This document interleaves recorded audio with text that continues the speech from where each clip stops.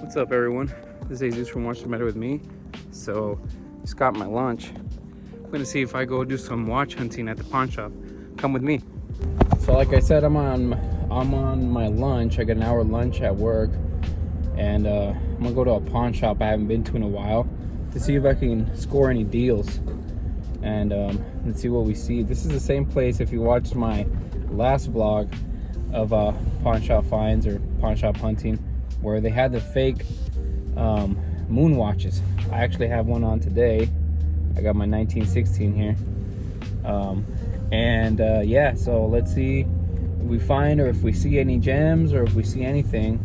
I'd appreciate it if you hit that like, follow, and subscribe, and let's see what happens. But on other news, so Christopher Ward and Studio Underdog released today their collaboration, a pocket watch. Pretty cool pocket watch that is, it's a lume dial. So it's a lume dial, which I don't know, for some reason, I couldn't expect anything less between what Christopher Ward's been doing with some of their watches that they've released recently with their lume, and from Studio Underdog. It has Roman numerals. It's almost like a two-tone. It's a pretty cool watch. It's something different and refreshing that you don't see every day. So yeah, it's pretty cool. I don't know if I would buy one, just because I don't see myself, I don't know, having a need for it. But then again, I also want a World War II Hamilton pocket watch, so I don't need that, but I still want one. But that's more because of the historic value and heritage, I guess you could say. But yeah, let me know what you guys think about that release, and I will tune you in as soon as we get to the pawn shop. Alrighty, we are here at Super Pawn. This one in particular sometimes has some bangers because it's so close to the Las Vegas Strip. So a lot of people who lose it all gambling. There's a strip right there. So here you can see an arrangement of different watches: a Luminox, a Tudor, and an Omega Seamaster 300 right here with the white dial. Like there he is with the glasses. This looks like an older 34mm Tudor Prince date. Pretty cool little watch, as you can see. Might be a good resale watch if you can get it for the right price, make a couple $100 on it. But let's see what else is here. Here was a plethora of stuff. There's a nice Seiko up there on the right, a Urado, a couple of Citizens, run-of-the-mill stuff that you see everywhere. Movado, G-Shock, more G-Shocks, as you can see here. In this grouping, I did spot a Tissot. There's a nice Seiko Presage, gold. Never seen that one before. And this pullover on the bottom right was actually quite stunning. It was a beautiful little watch. This Tissot was also very nice for the price. As you can see, more G-Shocks, more Movados. They had a lot more watches than usual, maybe because of the holidays. I think that one time I was talking to the people and they said that during the holidays they usually bring out more inventory just for the same reason. But here's some more. Cool Movado there on the left.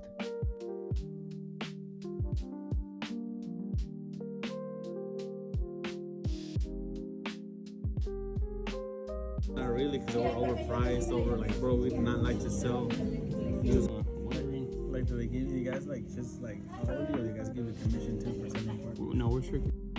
Here you can see the fakest Tissot PRX I ever seen. I mean, the fact that they even took this in with the quality of this watch you see here for $450 is crazy. Well, there you have it, guys. Saw some very interesting things. I saw some of those fake moon watches still there. I asked them if I could buy one, you know, for the low, or one cheap so I can make a YouTube video of it. They said no. They wanted $125 for it still, but whatever, it is what it is. I also spotted a fake Tissot PRX. I mean, you could tell this PRX was fake from a mile away, maybe even two.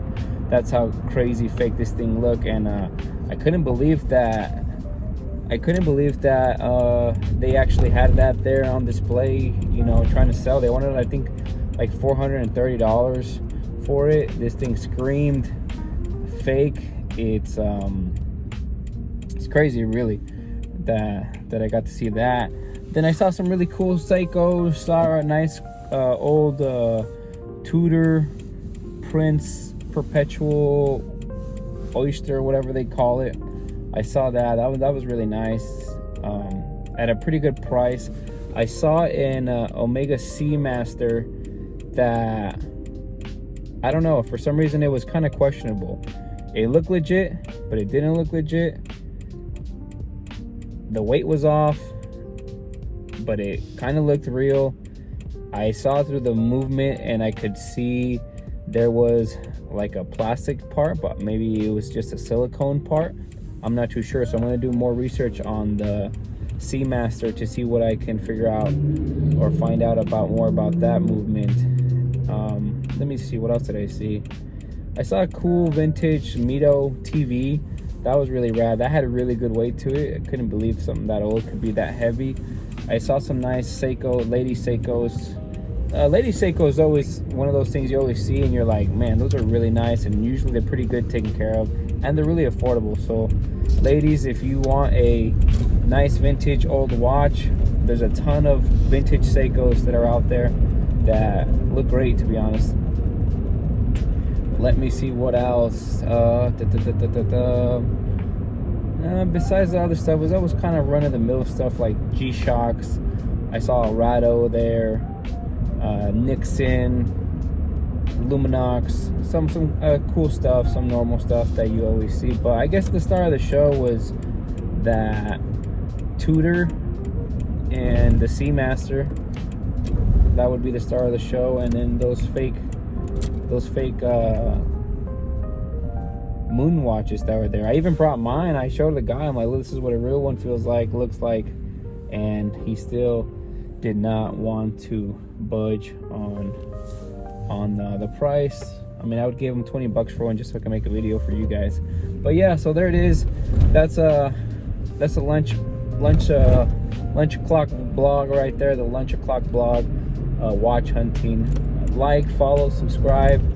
Let me know what you guys think. Let me know if you guys saw something I missed. Maybe there's something in there that's super rare and I just don't know. Let me know. Thank you very much, and I hope everybody has a great day. Peace.